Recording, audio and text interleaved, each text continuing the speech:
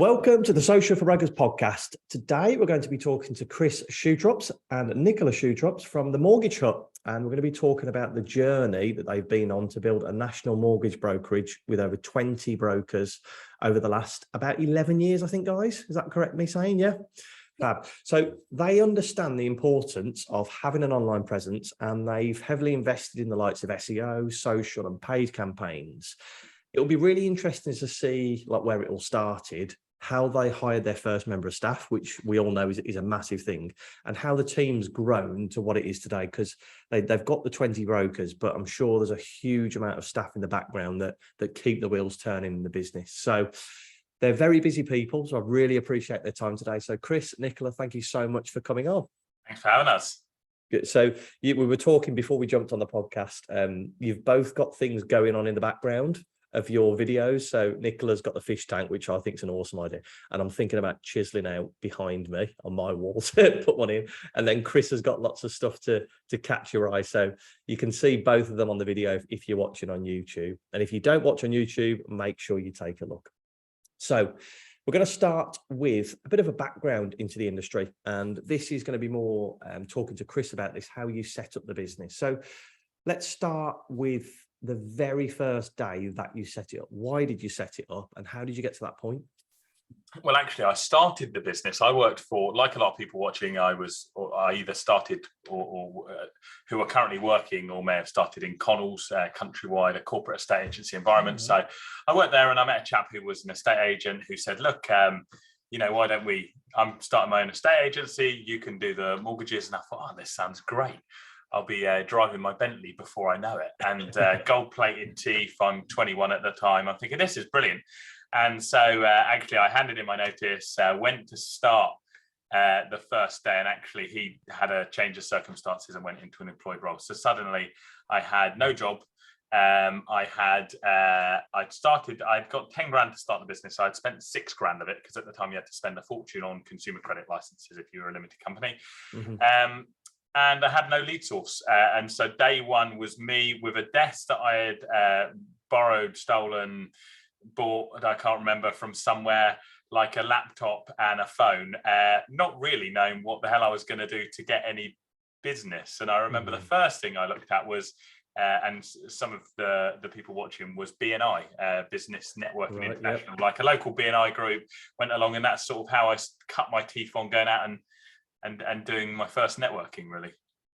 Okay, so that's where your first clients came from, BNI meetings. BNI, actually I used to, it was pretty tough at the time. It was 2010, 11.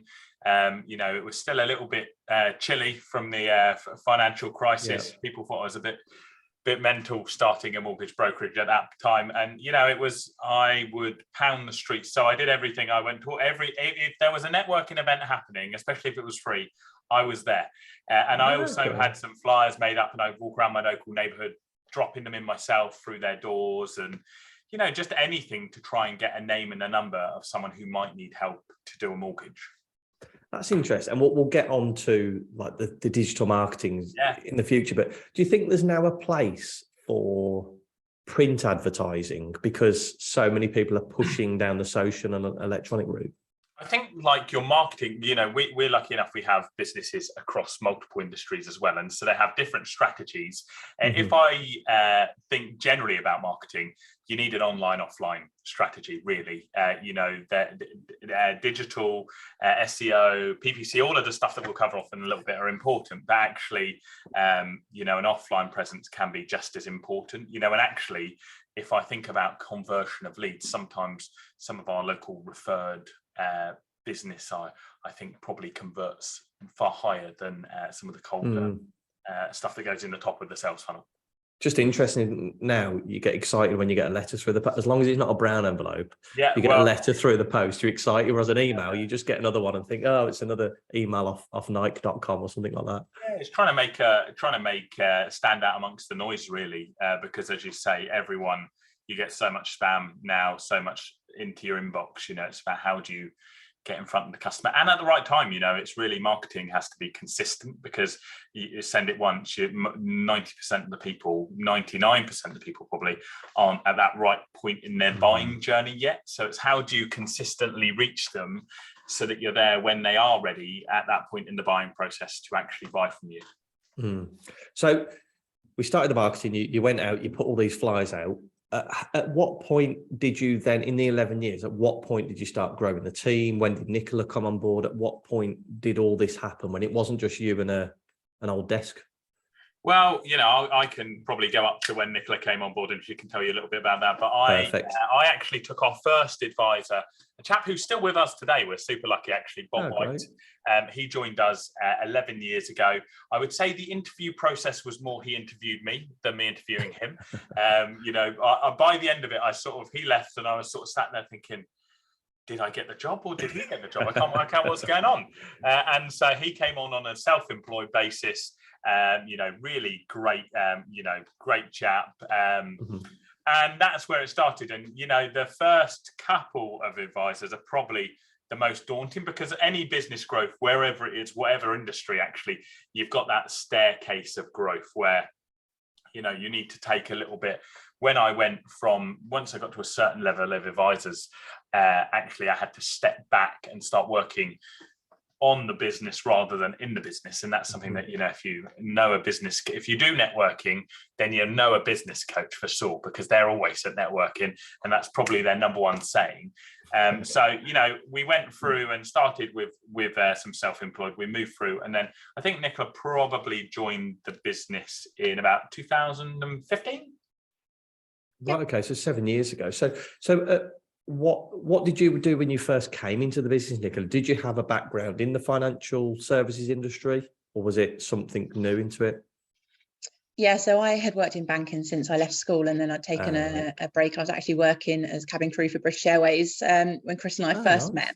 But I was looking for a job closer to home. I had a mortgage qualification, and at first we were saying we should not work together. We were just about to move in together, so we were like, we don't want to work together and live together, and if it all goes wrong. And then we took some advice from a sort of happily married, working together couple, and we thought, let's give this a go. Kind of what's the worst that could happen? Let's set some boundaries for who's the boss at home and who's the boss at work, and go from there. By the way, just so you know, in case people are wondering, I'm the boss of neither. Absolutely. So I joined as a mortgage advisor to start with, and did that for a couple of months. And how it evolved was actually, at that point, Chris was really running the business with not an awful lot of support from anyone else. He had, all of us advisors under him, and we had some admin support staff. But in terms of management functions, he was doing everything. And as most people know, no one is good at everything. So a couple of months in, I realized that actually Chris was paying me wrong, paying me too much. I sort of said to him, and we thought, do you know what? Finance and numbers are not the thing that he enjoys doing. And I do. So how about we look at giving me a bit more responsibility? I'll do the stuff I like, you do the stuff you like, and let's do that. So I took on some more of the sort of management type roles, and actually that then enables you to concentrate on those areas that you like doing and you excel at, and you do more of it and do better at it. So and that's just evolved from there, really. Chris then went out to Dubai for a job opportunity, and I took over the running of the business sort of full time. Oh wow! So you stayed in the UK and ran everything from here, and then Chris went off and did the other thing. So when you got to that point, so you were managing essentially. How did you find managing your time? And I suppose the question leading off that is, what does a normal day look like for you at the moment? Because I have a lot of brokers that are maybe at the stage of where they have 3 or 4 brokers, and they're maybe still doing mortgage advice themselves, and they find it so hard to take that step back because it is a hit of your income. There's no two ways about that. But what do you do on your day-to-day basis to ensure that income keeps coming? So I struggled for just under a year after Chris left to go to Dubai, where I was still writing mortgages almost full time and trying to run the business. And it got to a point a year on where actually one of them had to go, or my sanity was going to go, because there's just not enough hours in the day. And the thing with when you are an active mortgage advisor, it's such an emotive journey for the client. They don't understand why you're not replying to their email because you're busy doing other things. So it wasn't fair on my clients at that point to try and arrange the mortgages for them whilst doing everything else. So I stepped back from writing mortgages probably about 5 years ago now, and it's a really tough decision, like you say, because you think, that income that I generate for myself and for the business, how is that going to be replaced?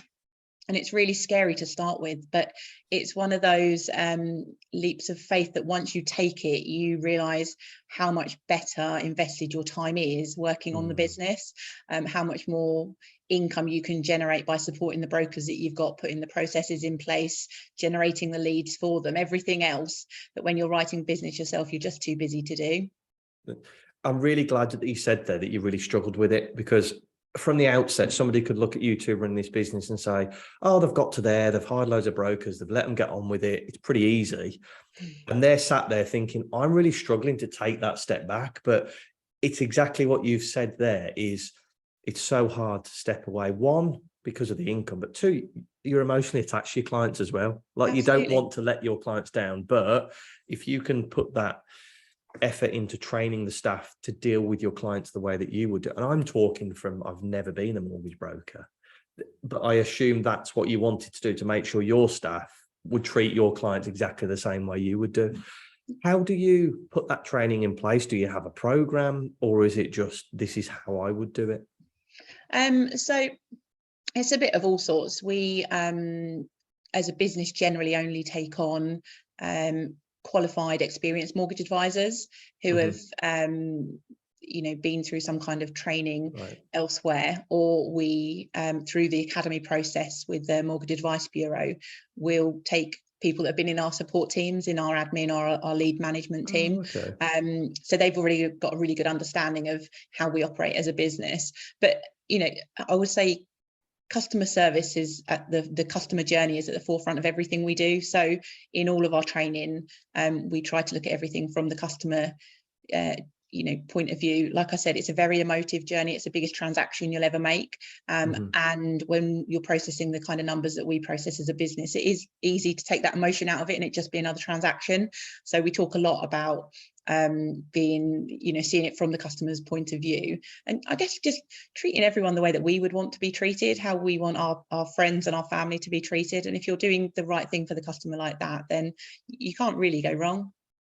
And that, looking at your offering and speaking to you guys beforehand, you see that it is obviously a big company, but there's still those family values in there. And you can see from you two running it, it would be very easy for you two to step back and to get somebody to oversee that, and you two fade into the distance, really. It would be very easy to do that. But I think you two are really focused on delivering the service that you two would expect. And you've just said that from your friends and family. So you've got 20 mortgage advisors. How many support staff do you have as well? About the same again. Right. So nearly a team of 50. So how do you manage your day, Nicola, to look after 50 staff? So Chris and I now split the business. Like I said, we do the things that we're good at and that we enjoy doing.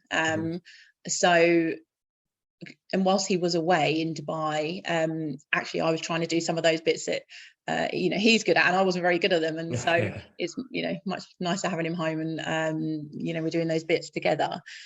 So we both work from a diary system. It's really important when you're as busy as we are. We've both got a fantastic PA who takes away some of the stress of just organising the meetings and bits for us. So within my role, a lot of my time is taken up with sort of progression of staff. So mortgages is although I'm not advising anymore, I keep up to date with all of the criteria, and so I'm a sounding board for the advisors of, can you help me, good. you know, where do I place this mortgage, have you got any ideas, and we'll look through things together. And that's not me telling them go to this lender, it's like, let's look together, let's see where we can place this. They're a great team anyway, they're very, very helpful to each other, so I'm almost like that sort of last resort of, you know, have we got anywhere we can place this. So you've got that community. Yeah, absolutely. Just upskilling them and giving them the confidence. Sometimes it's just, you just need another person to hear it and say that you're doing the right thing. I spend quite a lot of my time doing that. Compliance, you know, it's super important, more so now than ever.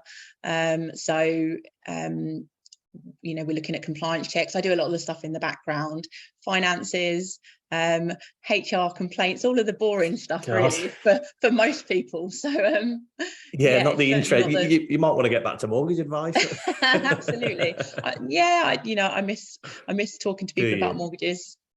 And this is the struggle, isn't it? That people love doing mortgages so much, and they've built the business off of their name. When you're doing all the bits in the background, really, do you ever find you're overwhelmed? And have you got any tips for diary management that really helps you in this area? I would just say be really selfish with your time. We all, you know, we all fall into that trap of wanting to please everyone and wanting to take every meeting. And just think, you know, is this meeting adding value to my business? Is it adding value to me? Is it important really? Because your time is super precious. You know, you have only got a limited amount of it. So, be selfish and, you know, almost be, don't be afraid to say no. We do snippets of the episodes that we upload to social, and that's going to be one of them, is to be selfish with your time, because as a mortgage broker, as a business owner, you feel that you owe everybody else time, but actually your time is very precious, especially when you're running a business. And that leads me perfectly into my next question is, how do you manage a team from afar? Because a lot of your guys are remote workers, but employed, aren't they? So people out there that are mortgage that run companies, how do you manage a team from afar? So this changed for us during COVID, really. We before that we were predominantly based in and around Southampton, although you know, we cover nationwide for mortgage advice. We were mostly based here, and that was Chris and I. That was our decision, thinking that we needed to have the people in the same building as us so we could see what they were doing. You know, it was almost a bit of a control thing. And COVID changed that, because obviously everyone suddenly was at home. And we were lucky that 95% of our business was already done over the telephone, so it didn't have a huge impact on, you know, straight away. And that's changed. Probably 5 years ago it was 50-50 face-to-face and telephone, but just before COVID it was about 95%, so it wasn't a huge change, but we did have to invest in some technology to put onto people's laptops, you know, to monitor what they were doing when they were doing it. We already had all of the call recording software, so it wasn't very arduous like that. So during COVID we actually saw that people could be as motivated and effective working from home, if not more so, because they haven't got that hour commute in the morning and the evening, and they can sit at home in their pajamas if they want, if that's what they're comfortable in, and do the washing in between calls, and that's what I find really useful. Pop the washing on in your lunch hour. You know, it is handy being at home for things like that. You know, get all those packages that you're never at home for normally. So spending more. Do you find when you're that's what I was going to say, does it work for everybody? No, it doesn't work for everyone. Not everyone has the discipline and the motivation to you know, to work from home, and we have lost a few people that way. So, but you know, what we saw was that the majority of our people stepped up. They almost relished that freedom of being able to work from home and feeling a bit more adult. So now, you know, during COVID and since, we've recruited nationwide, so we've got advisors all over the place. We've got some we've never even met, which, you know, when they turn up for the Christmas party was a bit like, oh, it's really nice to meet you. So that's great, isn't it? But it gives you COVID hasn't just allowed people to access information more so, but it's opened up employment opportunities, because somebody at the north of Scotland could essentially sign up with you guys, where, as you said 5 years ago, if you expected them to commute to down south, they'd never in a million years do it. I think like it's open like a pool of talent for us as a business. So when you ask, that's a lovely way to look at it. Like the truth is, that is just about employing good people. If you get the right people, then it works. If you don't have systems and controls in place to be able to make sure that they are on their laptops, we do have this software. Do we sit and monitor it regularly? No. But it does suddenly, whoever is watching this, wherever they are, if they're recruiting locally and they've recruited for a long time, you get the same people come across your desk, the same CVs, the job hoppers here, there, and everywhere. Whereas actually what we're able to do is we're able to say to people, look, we can give you the best of nearly every world. We can give you all the leads provided. It's telephone based. One of my colleagues regularly sits in her onesie with a top not on, just doing the appointments. She doesn't have to get into her dress suit to go in and sit at 8 o'clock in a morning meeting talking about properties that were sold the next day. She actually knows it once she gets her laptop open at 9 o'clock. She's got 5-6 appointments that are booked in there, ready to go for her, because that's how our process works. She just has to call them, get on with it. And then she's also done by 5-6 o'clock. So you're not staying late, you're not doing this. And so, it's just about getting right people. But it's a really great thing for us when our mindset shifted, as Nicola said, about how we suddenly open a real great pool of talent for us as a business to start to fish. And that's exactly what you say there. Is it's opened the talent pool, but also Nicola made a good point. This model isn't for everybody. Some people do want to be able to go to an office, and when you say, Chris, you say we get the good staff, you also get the right staff, not just the right staff that are good for you, but you as a company are a fit for them. Yeah. And I think sometimes we get into that we want the perfect member of staff, but how good are we as a company for those people to work for us? And you guys are providing them with not only the tools, but the leads as well. And that leads me perfect onto talking about lead generation, the process that you have in place. And I know this is where Chris does a lot more with the website and the lead generation. And this is going to be a big thing over the next 6 months. Before we started this podcast, Nicola and I were talking about the rates changing and not as many purchasers out there. So leads are going to be gold for people. So I wanted to talk to you guys about how you generate leads and where would you say the majority of your leads come from to start with, Chris? The majority of our leads come from our website for new customers. So if you look at the split of our business, about 50% of the mortgages that we do come from renewals and existing customers. So the opportunities there. So it's about having good funnels and processes internally to capture as many of those as possible. And then the other 50% of mortgages that we do come from new customers. They're generally from across the UK. We deal with them on the telephone. We'll generally generate somewhere between 2,000 and 3,500 leads a month from our website. Most of that is organic, so that means that we're not using pay-per-click, although we do run some targeted PPC to be able to capture the type of customers that we're looking to appeal to. And then we have, some trading styles. Nicola used to run, one of her first roles in the business actually was to run our airline mortgage shop trading style, where we had an affiliation with British Airways, Norwegian Air when they were still trading, Virgin Atlantic. And then from my background, we have a trading style called Police Mortgages as well. So we use that. We've got a Facebook page of nearly 20,000 people who like that. It has a very good organic reach there. So we know our niches, we know where we're trying to appeal to. So yeah, as I say, most of the leads at the moment come from our website now. So just in case anybody thought that their headphones had a bit of a malfunction there, yes, Chris did say between 2,500 and 3,000 a month in terms of leads. That's phenomenal. And that's all organic. So like you say, you're not running any paid social ads and you're not running any Google PPC. So everything is pure SEO. We essentially run a budget of a very, very small budget of about £500 a month for PPC. And that is because, which relative to the amount of leads we generate is obviously a very small amount. Phenomenal, yeah. That's just because although Google, their official line is that ad spend doesn't affect your organic rankings. When we've done like A/B testing, the job that I did in Dubai, I was working for like $1 billion tech business. So I had a bigger team to be able to test out there. There is a correlation in your rankings between whether you're spending on paid or, is my opinion. I'm sure Google will tell me that I'm wrong, but that's what we've seen ourselves. But yeah, most of it comes organically through the website. And that's about, we get around just under 1 million unique visitors a year to the Mortgage Hut website organically. And what I want people to realise is this isn't something that you've done overnight. No. This is something, how you've been building the website for how long now? So this strategy we started in 2015. So 7 years now. And how many pages do you think that your website has at the moment? Well, I don't know is the short answer. I could run a little index to find out, but we will write or rewrite about 40,000 words a month of content. So we have two pretty much full-time content writers writing content that's relative to the market, relevant to, so the process starts by us looking at what people are searching for.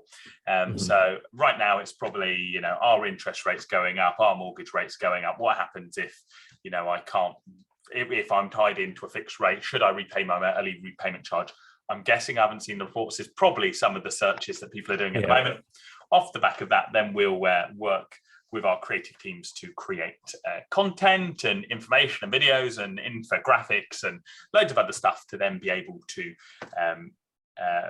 create really relevant content. And that's the key word there for Google, because Google is fairly sophisticated. It's not like when I started 12 years ago where you could just put mortgage broker Southampton, mortgage broker, you know, Portsmouth, mortgage broker Bournemouth, and you come up top because you had stuffed the page with a load of terms at the bottom. That is not how it works anymore. Yeah, it's just about being consistent. You know, you're going to invest money. And we started as a business with our police mortgage brand. Actually, our main marketing funnel then was Facebook marketing, PPC, and we could acquire customers at very low cost. Not many people did it. We could demographically target the customers. So we could say only show it to advert. And there has been a lot of changes, which mean that you now can't do this on Facebook, but you used to be able to say, okay, if they say that they're a police officer, a police constable, a police sergeant, a police inspector, or they say that they work for one of these 48 police forces, show them the advert. And so what that meant was, instead of doing an advert, doing a marketing campaign where you might reach 1, 2, 5, 10% of your audience, actually using that demographic targeting, you were reaching 100% of your target audience. And that has changed, hasn't it? And that's why you've moved over to Google. And you know, I am envious, if I'm honest, of the good-looking younger broker world who are TikTokable, shall we say? The ones that, you know, look cool and look great, and they can, you know, they can take a really great video, because actually TikTok, you know, Instagram Reels, which we use in some of our other businesses a lot more than we do in the financial services businesses, they're really engaging, because actually how many people sit and go through the stories and the Reels and the TikToks, and, you know, that you lose like an hour to your phone, just like glued to it. So, and that's really probably the next level of some good marketing for brokers out there, I'd say. Yeah. What I wanted to speak to you about is, and we don't have to speak about specific budgets because you're paying £500 a month for PPC. What was interesting, and it echoes exactly what Nicola said and what you've done from the beginning, is you will only work on the things that you enjoy or you're good at. So like you say, content writing, you have somebody that does the content writing for you. So you outsource to them, you outsource to somebody who creates your infographics. How important is it to outsource things that you literally haven't got the time for? Well, I suppose you've got to look at, we're really lucky in the broker world that our average sale value is so high. You know, if you're doing it right, you're probably your average case size, and I know there's brokers in the north who are going to say, bloody hell, but as an average across the UK, probably a case size is say 1,200 quid. I don't know. Depends if you charge a fee, if you do protection well, and how big the procs are. But let's say it's £1,200. Whereas if you're a corner shopkeeper, your average sale is probably like £4. So how I always used to think about it myself was actually by me writing this article, or by me, you know, creating this infographic, what could I do an extra mortgage and create X amount of income for me? And it's about, you know, how we create teams is actually about knowing that we're not the best. You know, we're probably, out of Nicola and I, we split our roles. You've had Nicola's role.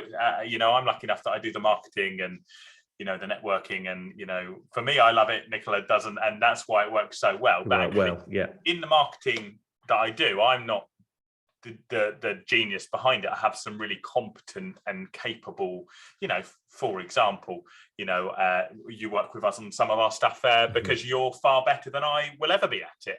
And so, it's about valuing your time to start with. That's the most important thing. How much could you earn if you did something else? So in Nicola's example, dealing with an advisor, if she was sat for half a day writing 1,000 per word article, if she had like the opportunity to work with a broker for half a day to develop them on protection conversions, is that going to generate more income? Or is it, it's about just, and we started our police Facebook marketing campaign with £5 a day. You don't have to start with big money, Both those steps of growth mean that you go along that journey and ultimately do spend money because you can scale it up, but you can start small. And you've said exactly the same things. You can see that you two are so in tune with the business, because a lot of brokers at the level of, say, maybe there's 3 or 4 brokers in the business, they think, and I'm guilty of this in my business, that you have to do everything yourself. But actually, how valuable would it be to get an expert in that particular area to help you? I'm not very good in terms of building, like writing long form content. So you get a proper copywriter involved. As a mortgage broker, it must be even harder to sit there and write a complete article out. Like you said, you'd know what to say, but pass it to an expert, they'll do it in half the time. Yeah, and I think the important thing to realize about marketing is that one person is not good at everything. We talk about marketing and we say email marketing, social marketing, content marketing, SEO, PPC, all of those things that I just pointed to. We have different specialists for each of those specialities, because you can't be great at all elements of marketing. It just doesn't work, because it's because Google, like today, Google's just released its latest algorithm update. That's like the 3rd one in a couple of months. You need someone in the SEO world who is reading, because Google also don't publish the mechanics behind it because they don't want the system to be gamed. So you need someone who really understands, who has their finger to the pulse. So it's about knowing that marketing doesn't just mean, okay, let's use this one company and they can do everything. It's about using specialists, who understand your business, but also understand what they're trying to achieve, like in the marketing that they're doing. And I think what you've done very well is talking about that concept of not everybody's good at everything. Don't focus on everything. If you've only got time to specifically focus on SEO, do SEO. But if you're going to do it yourself, go all in on it. Don't dabble in it and then do a bit of social and then do a bit of YouTube, and just try and go all in on one particular area, because your focused efforts will get you much more gains than if you went a mile wide and an inch deep. 100%. And SEO, like as the example, is such a wide in itself. We're based here in Southampton. Our brokers are national, our customers are national. But if I was a smaller firm, I'd probably be thinking, okay, like how do I get to the top of Google organically for people searching for mortgage broker, mortgage advice in town where I'm based to start? Or how do I say I want to be a specialist for mortgages for contractors? How am I going to get that search term in different places? And so SEO is one of those things again, and it's the one where, luckily for us, people have the least success generally, because it also requires long-term investment. If you think that you're going to spend on SEO and be the top of Google in a month's time, take your money, go outside, put it down the drain. You're going to get much more joy out of it than wasting your time on that. It's a long-term investment. Google, and you have to understand the mechanics behind it. Google promotes websites which it knows and trusts, because we're not Google's customers, okay? The customer for Google is the person searching. And for them to be able to stay as #1 search engine in the world for all of us, they have to give us the best quality results every single time. Not a day off. Yeah, it needs to be that if I'm searching, for where to buy a screen protector for my obscure Android phone, it has to give me the exact result for my location on the right price straight away. Same for mortgages. If they promote a website that's brand new, that's been built with a load of issues in like the meta tags and stuff in the coding in the background, and put it top, and then the customer goes in and they're like, what is this? Suddenly, like, people stop using the search engines. So it's all about the trust that you build with Google, and that takes time. And when you say time, you're talking 12 months, 18 months, 24 months. What time scale are you talking? You should start to see some results within 6 to 12 months if you're being consistent. You know, and then it takes time. You know, it's a relatively complicated process. You need to make sure that your website's structured well. One of the big things that came out in the update last year was mobile load speeds. So actually, you know, a tip for any brokers who are thinking about doing a website, make sure your website is built mobile first, because how it used to be done is desktop first, let's convert it to mobile. Well, it's all about load speeds. That 0.x of a second that you load slower can affect the algorithms that rank you. So it's load speeds, quality of content. There's something called a bounce rate. So if I click on, I Google, I don't know, best Italian restaurant near me, for example, and I click on the website and then I immediately click back, that is a bounce. It tells Google, I didn't find what I needed. And so Google then is going to say, okay, well, that's again where content relevancy comes, because if when I drop on, the content's really good quality, it's really engaging, Google can see I'm staying there, I'm reading it, it says, okay, hold on, I think they found what they wanted. And that's where they're going to start slowly moving you up. So it is just it's a long term, it's about good quality. You can't cut, if you're producing a load of rubbish, again, don't waste your time. Good quality, being consistent, you know, and investing over a period of time. And that doesn't have to be thousands and thousands and thousands. It can be, you know, whatever your budget allows for. And it's the same as a mortgage appointment, isn't it? If somebody came to you, Nicola, and was like, right, I'm a contractor and I need a mortgage, and you start talking about an employed role, they're going to be like, well, I'm not going to come and see you again. It's all about that consistency. It's the same the way that the website works, isn't it? Absolutely, especially if they've come to us, like in that example for a contractor mortgage, because they've read an article on our website about contractor mortgages. They think these guys are going to be the experts. So if we then don't know what we're talking about, you know, when they come to us, it's super important that we can back up, you know, what we're saying on our website. And do you guys talk so say if this week, a lot of your advisors, Nicola, have had the same question of, should I pay my ERC and come at my fixed rate? Do you then speak to Chris and then see if that would be a good search term? Or is it purely, do you just look at what's out there at the moment, Chris? How does it work? We probably reverse engineer it the other way, which is that I will look at, with one of our freelancers, I'll work and see what the search terms are. You know, I haven't done a mortgage for a long time, thankfully for everyone involved. So I don't know criteria that well. And so what will happen is I work alongside Nicola. I'll produce a list of what people are searching for. That we can also, it's a lot more detailed than that. We can see the volumes of what's being searched for, how competitive the search term is.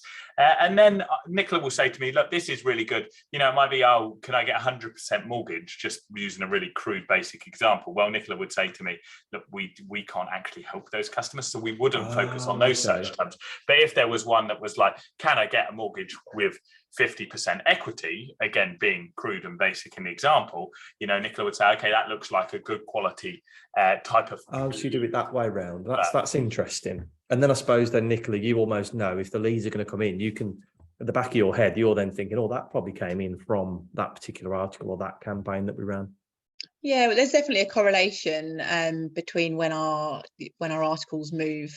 Like if they move, you know, Chris will know more than I do on this, but like when an article moves onto a first page of Google, we see a huge uplift in the number of inquiries that we get based on whatever that content is. So that's kind of our aim, is to get the articles on the first page of Google, because people rarely click past that first page. So yeah.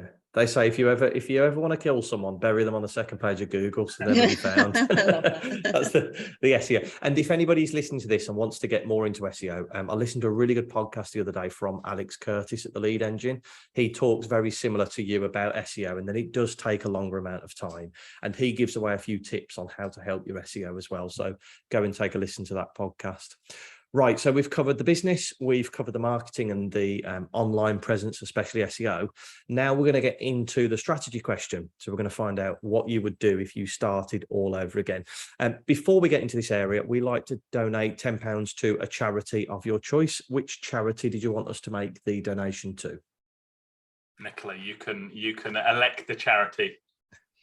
Is it the Southampton Hospital Charity? Foundation? Yeah. Okay, perfect. We'll make the donation. And I assume those are local to you. Yes, thank you. Fantastic. Right, so I'll make that donation for you. So on to the strategy question. I'm going to ask you both this. So if I can ask you, Nicola, first, please. So we will pretend that you've moved to the north of Scotland. You've got a laptop, a mobile phone, and an internet connection. What would you do to start generating new business? So Chris and I have actually talked about, picking up our laptops and moving. Yeah. It's actually only the children that stop us from from living somewhere sunny all year round. So I actually think, similar to the changes that we've seen within our business with COVID and technology, I actually think this is not a difficult question. I think you can work relatively well from anywhere in the world, right now. So I would do a little bit of everything. I know we said already, concentrate on one thing maybe, and those things that you're good at. But if I was starting afresh, I would do a little bit of everything. So a little bit of SEO type work. I'd make sure I had a good website to start with. The number of companies that we Google and we find that we can't even load their website, it puts me off straight away, regardless of what the product is. So make sure you've got a website. It doesn't need to be fancy, it doesn't need to be expensive, it just needs to be one that people can access and get the information from. I would just spend a little bit of money in trying to generate some leads via PPC. The longer, the bigger stuff takes longer, but you will see some immediate results from a spend. Know your customer. So who is it you're trying to attract? And that's really, that's what we know, that a lot of vanilla customers, as we call them, so those with perfect credit, employed jobs, good loan to values, they will go straight to their bank or building society because they can, do that for free. So we are looking for those customers that it's not quite so easy for them to walk into their bank or building society, or they might have already been told no by their bank. So, who are you trying to attract, and where are those people looking for your advice? So is it online? Is it old school, like newspaper, sort of the classified ads? Is it a leaflet drop? There's so many opportunities and avenues out there, but just be doing something, I guess, is people are not going to find you if you're not doing anything. So it's interesting what you've said there is almost choose the customer that you're trying to aim at instead of throwing a blanket. And like you said, you do a bit of everything. I was talking about specializing in an area. When you've got a big enough team and you can afford to outsource to people, great. But when you're on your own, as you said, you've got to try everything. But like you say with your Facebook page with the police or British Airways or whatever it may be, you as yourself that used to work for the British Airways, where these people would look for advice or whether they spend their downtime, and social's going to be the main place for those people because they might not work sociable hours, so they can't pick up the phone at 3 a.m. to a mortgage broker. So it's really interesting. You've actually flipped it on its head and said, know your customer before you start targeting. And if you want local customers, there are hundreds of local community pages now. Every single sort of suburb or postcode has got their own, they're all slightly different, but and the benefit of being 11 years on and is that we now get tagged in those pages all of the time by our own customers. But in the beginning, it's you need to tag yourself. You need to, let people know I'm here and I'm ready for mortgage advice. So you just need to keep an eye on those pages. Those Facebook groups, I think, are the most underused piece of marketing software that is free. If I was a mortgage broker, I would be spending 2-3 hours a night just blasting those groups. Absolutely. And you're going to get kicked out of some because people are going to get fed up with you. But they'll have seen doing it right. If you're getting kicked out, you're doing it right, I would say. That's it. Exactly. No, really thorough answer. And like you say, Nicola, you've proven it with your business. You can do it from anywhere. Unless you've got kids. Pesky children. So, Chris, I'll ask you the same question then. So we'll pretend that you've moved to the north of Scotland, you've got a laptop, a mobile phone and an internet connection. What would you do to start generating mortgage business? Well, Nicola's sort of covered off SEO, PPC, newspapers, Facebook groups. So I'm wondering what I've got left. But I would and this isn't actually what we do at the moment, but it's I would probably be thinking very similar to Nicola. What's my niche? So say it is aviation workers, just for argument's sake, I'd be creating probably some really cool video reels, some content for social, maybe using a little bit of a spend behind there to reach them. And then I'd be trying to put them into some type of funnel. There's some great funnel software now where you can say, okay, well, I would probably do something like create a bit of an ebook that's like how to get a mortgage if you're a pilot, for argument's sake. Very, very simple, straight to the point. You're not saying, come and do mortgages with me, come and do this. You're saying, oh, maybe like how to become a property developer. Give them something for free. In return, you grab their email. It goes into a funnel. You can then start marketing that email address with really good targeted quality content, engaging the customers and building your brand. So I'd probably be doing something like that. You don't need loads of money to do it. You can create, as long as you're consistent, as long as you've got really good quality content, you can push it across TikTok, which you're going to get to a slightly younger audience, sort of probably the mid to late 20s. I know there are a lot of people older than that using TikTok as well. So yeah, I'd probably be using funnel marketing, trying to like really try and carve it out that way. And actually by offering them something free, your PPC cost is going to be significantly lower because you're not trying to target them the same way on terms like mortgage advice or I have read case studies where people pay like 4p to gather an email address. Well, if it's super targeted and then you can put them in and target them there, then that's going to be a win. But I think Nicola sort of covered it off. You can actually, our world is probably, if you asked 10 years ago, if you went to, and I was born in Scotland, so I can say this, I'll probably just stay where I am and go up to a Northern Ireland in Scotland, especially in winter, it's going to be freezing. But, if you were going to go to like Thailand or United States or wherever, we're in a world now where you can pretty much do it relatively easily just by doing the basics right. But I think the two resounding things that you've both said there is to know your niche beforehand, because it saves a lot of effort trying to attract the customers that you don't really want, but that you don't need. You'd go after pilots or you go after people in the local area in that niche. Yeah. So knowing your customers and hitting a niche, I think, is the main thing that's come out of that. Awesome. Right. Well, thank you so much for asking those. Those are the questions that everybody listens to and gets a lot from. So thank you. If anybody does want to connect with you, where's the best places for them to reach out to you guys? For me, it's LinkedIn. Chris Schutrups, you can look me up, send me messages. Like I love to, as you can tell, talk people to death. I'll help where I can. So feel free just to drop me a message, connect. Nicola? Yeah, same. LinkedIn's probably the easiest place to find me. Fab. Do you both like LinkedIn? Do you enjoy interacting on LinkedIn? Chris loves it. Do you? You're always on it. I've got about 20,000 connections. I use it across all of our businesses. So I try and make mine a bit neutral by sort of saying like, entrepreneur, business owner. But, we, to give you a marketing example that isn't relevant to mortgages really quickly, we have one of our things is hospitality. We have a pub in a very small village, but it is where a international software tech company is based. So what I did was I set up a LinkedIn automation to basically message them all. If they were based in that town and they work for this company, I sent them a message to say, hey, my name's Chris. We've just bought this pub down the road. We'd love to welcome you in for lunch. Just give me a shout if you want to come by. And ran that automation, and straight away the pub was full. So, and you can do exactly the same if you're a mortgage broker. Say you want to target, I don't know, accountants, for argument's sake. You can set up the automation, away you go, engaging with them. So, for me, I love LinkedIn. It helps us connect with the business community, which is a great target audience. I think Nicola probably has her, my plate is slightly less full sometimes than Nicola's. I think, So, I definitely. You're not on it as much, Nicola.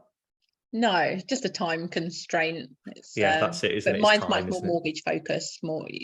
Yeah, that's your audience. That's interesting though. The LinkedIn automation. That's I've seen it done before with messages. But anyway, guys, thank you so much for coming on. Really, really appreciate it. And I'm sure people have got lots from that. Go and connect with them both. As you can see, lovely people. They'll chat to anybody. Nicola's probably not going to be on the LinkedIn as much because you, at the minute, with everything going on in the mortgage market. I'll reply within a week. Yeah.